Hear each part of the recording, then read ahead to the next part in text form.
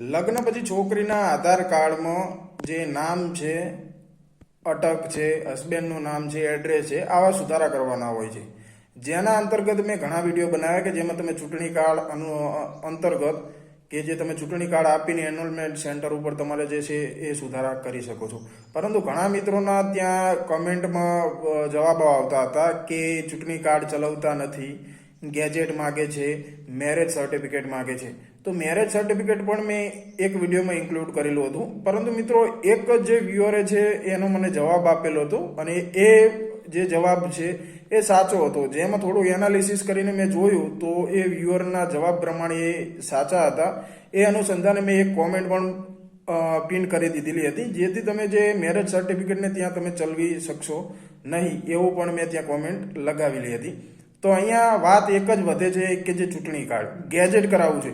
તો મિત્રો તમારે અહીંયા ગેજેટ કરવાની જરૂર નથી, એવો કોઈ ખોટો ખર્ચો કરવાની જરૂર નથી. હવે તમારા ચૂંટણી કાર્ડ છે તો મિત્રો ઘણા મિત્રોએ અહીંયા કોમેન્ટમાં એવું બતાવેલું હતું કે તમે ગમે તે રીતે તમે એપ્લાય કરશો તો બીએલઓ છે એ બીએલઓ પાસે રિક્વેસ્ટ જશે, ઓનલાઈન કરશો તો એ બીએલઓ તમારો એ રિજેક્શન કરી દે છે. કારણ કે બીએલઓને ઉપરથી જણાવેલ છે કે તમારું જે આ પૂરા નામનું જે ચૂંટણી કાર્ડ છે એ બનાવવું નહીં. હવે તમને આ અનુસંધાને હું તમને જણાવવા માંગુ છું કે ઘણા સાયબર કાફે જનસેવા કેન્દ્રો પાસે થર્ડ પાર્ટી વેબસાઇટનું એમની પાસે લોગિન હોય છે, એટલે કે એમને ફ્રેન્ચાઇઝી લીધેલી હોય છે, જેમાં એ લોકોએ જે તમારું નામ છે એ સુધારણા કરી શકે છે. કારણ કે એમની પાસે થર્ડ પાર્ટી જે લોગિન છે, ફ્રેન્ચાઇઝી છે.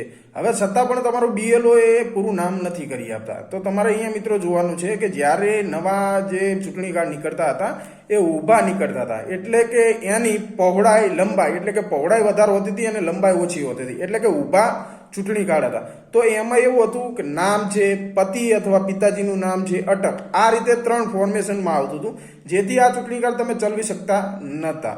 એના પછી ચૂંટણી કાર્ડને આધાર કાર્ડ જે રીતે લંબાઈ પહોળાઈમાં આપણે આપવા માંડ્યા કે જેમાં લંબાઈ વધારે હોવાથી અને પહોળાઈ થોડી ઓછી થતી હતી, એટલે કે એજ આધાર કાર્ડ જેવું જ જે ચૂંટણી કાર્ડ છે એ આપવામાં આવતું હતું. તમે એકવાર એવું હોય તો તમારું ચૂંટણી કાર્ડ તમે જોઈ લો કે હું શું કહેવા માંગુ છું, તો એમાં તમને સમજાઈ જશે. તો એ ચૂંટણી કાર્ડમાં તમારે અટક અને નામ આ રીતે ત્યાં તમને ચૂંટણી કાર્ડ બનાવીને આપે, નવું ઘટાવો અથવા સુધારો કરો એ પ્રમાણે. પછી નીચે પતિ અથવા પિતાનું નામ છે, આવી રીતે એ તમારું ચૂંટણી કાર્ડ કાઢવામાં આવતું હતું. હવે આ ચૂંટણી કાર્ડ અનુસાર તમે તમારું આધાર કાર્ડ સુધારી શકો છો 100% કોઈ પ્રોબ્લેમ આવશે નહીં. હવે અહીંયા એવું છે કે જે તમારું પહેલું નામ આધાર કાર્ડમાં આવશે ત્યાં તમારી અટક અને પત્નીનું નામ આટલું જ આવશે. હવે એડ્રેસમાં તમે જોશો તો care of, daughter of, son of, પછી કે વાઇફ ઓફ, આવા જે વર્ડ્સ ત્યાં વપરાતા હોય છે. એટલે કે અહીંયા તમારા પતિનું નામ આવશે અને એડ્રેસ એ પતિના આધાર કાર્ડ જે ચૂંટણી કાર્ડ છે એ પ્રમાણે ત્યાં એડ્રેસ આવી જાય છે. હવે આ આધાર કાર્ડ તમારા કોઈ પણ જગ્યાએ ચાલશે આ પ્રમાણે જો તમે બનાવશો તો. હવે આ આધાર કાર્ડ આવી રીતે કોનું બનશે કે જે લોકોના બીએલઓ પૂરું નામ નથી કરી આપતા એ લોકોના માટે જ આ જે ચૂંટણી કાર્ડ છે એ તમારે ચાલશે, કોઈ પ્રોબ્લેમ આવશે નહીં, આધાર કાર્ડ થઈ જશે. અને હવે ઘણા મિત્રો એવું કહેતા હતા કે એનરોલમેન્ટ સેન્ટર ઉપર જઈએ, તો મિત્રો તમે ચિંતા શું કામ કરો છો?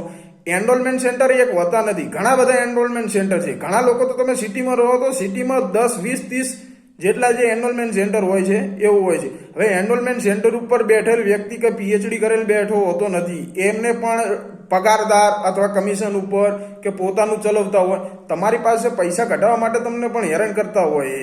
તમે એવું વધારે તમારે તકલીફ પડતી તો 1947 ઉપર તમે કન્સેન્ટ જે આધાર સેવા અધિકારી છે એની પાસે તમે માહિતી લો તો તમને જણાવશે કે ભાઈ ચૂંટણી કાર્ડ તો ત્યાં ચાલે છે, કોઈ પ્રોબ્લેમ આવતો નહીં, તમારે કોઈ ગેજેટ કરાવવાની જરૂર જ નથી. એક એનરોલમેન્ટ સેન્ટર ઉપર શું કામ જાઓ છો, બીજા એનરોલમેન્ટ સેન્ટર ઉપર જઈ આવો, કોઈ પ્રોબ્લેમ નહીં આવે. અને બને એવું હોય તો ગ્રામ પંચાયતમાં વીસીઓને પણ જ્યાદાતર વીસીને જે આધાર કાર્ડ કેન્દ્ર આપી દીધેલું છે અહીંયા પણ તમે જઈ શકો છો. અને વીસીઓ નવા હોય છે અને એ આપણને સારી રીતે મદદ પણ કરતા હોય છે. એવું જરૂરી નથી હોતું કે મદદ કરે જ છે, પણ જ્યાદાતર જે મારા અનુભવ પ્રમાણે વીસીઓને જે પંચાયતમાં આપેલ છે, જે આધાર સેવા કેન્દ્ર, તો એના અનુસંધાને એ લોકો આપણને સુધારો કરી આપતા હોય છે. એમનો વર્તન આપણને હેલ્પફુલ હોય છે, આપણને કોઈ પ્રોબ્લેમ આવતો નથી. એટલે બને તો તમે એનરોલમેન્ટ સેન્ટર બદલો. બાકી તમારા ચૂંટણી કાર્ડ ઉપર તમારું આધાર કાર્ડ છે, તમારા પત્નીનું જે આધાર કાર્ડ એ સુધરી જશે, એડ્રેસ સુધરી જશે. એમાંથી તમારે કોઈ પણ જે આધાર કાર્ડ ઉપર જે કામ કરવું હશે એ બધું થશે. એટલે તમારું આધાર કાર્ડ એ સુધરી જશે. તો વધારે તમને મેં જે વાત જણાવી એમાં બી કોઈ પ્રોબ્લેમ લાગતો હોય તો તમે 1947 ઉપર તમારે જે માહિતી માંગવી છે એ ફોન કરીને તમે માહિતી માંગી લો. જેથી તમને હું જે કહું એ ખોટું લાગતું હોય તો એ ગ્રાહક સેવા અધિકારી સાથે તમે વાત કરીને પણ જે પ્યોરિટી છે વાતની એ તમે જાણી શકો છો. બાકી તમારે ચૂંટણી કાર્ડ આ મેં તમને કીધું એમાં કોઈ પ્રોબ્લેમ નહીં આવે. બીએલઓ પણ તમને મદદ કરશે. અને નામ અટક છે, નામ છે, આ પ્રકારનું તમારે જે ચૂંટણી કાર્ડ છે એ પ્રમાણે તમારું જે આધાર કાર્ડ છે એ નીકળી જશે.